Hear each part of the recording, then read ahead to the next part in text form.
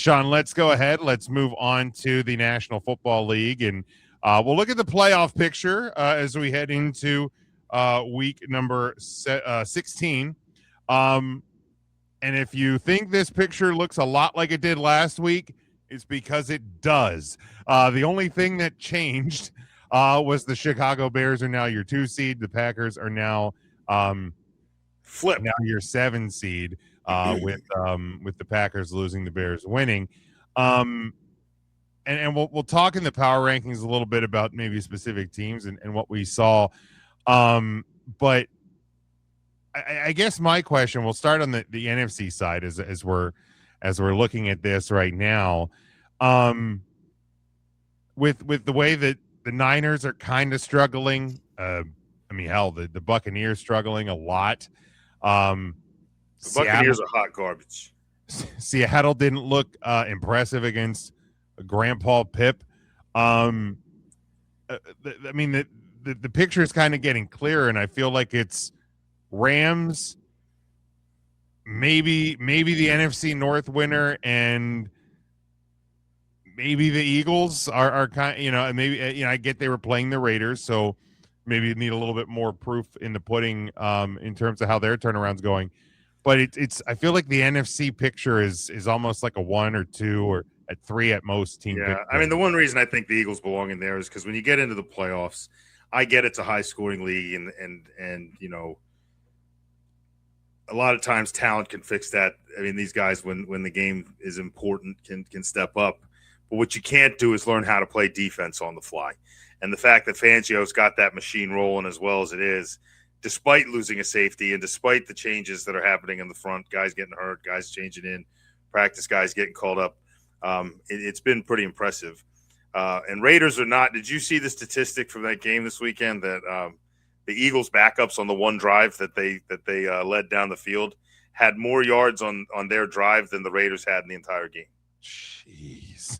Like, that's how shut down that offense was by the Eagles. So, sucks. Yeah, I mean, bad team all around, but it's still hard to do in the NFL. These are still professional athletes. So yeah, I mean, I think I would probably lump the Eagles in there, and I don't want to abandon the Seahawks just yet. If a bad game is still beating a team that presumably is in the hunt for a playoff, despite the fact that they're on their way out.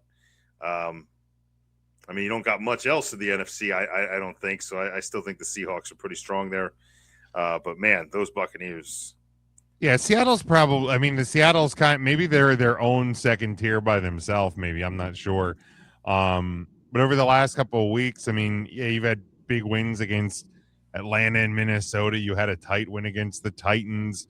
So it's like sometimes I'm not sure Seattle knows what they are yet. So I'm not ready to, like, put them in that top group, but they're kind of right outside, and they can certainly, and it's not that I'm saying they can't catch a couple of wins and make a little run. I think Seattle, when they scheme well and they're like prepared and they get to kind of dictate the pace of a game, I think they really control a game from start to finish.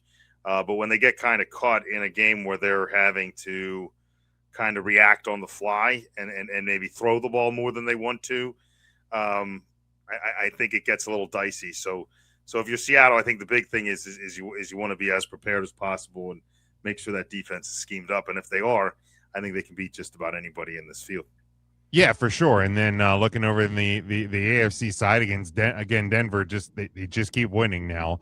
Certainly. And yeah, everybody's got to be done picking on Denver, right? Like the lack of belief has to, at this point.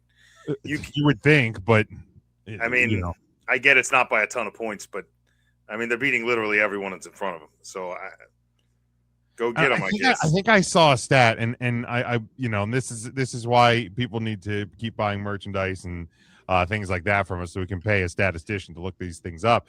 Right. But I think I saw a stat that Denver, in the 12 games that they have won now, have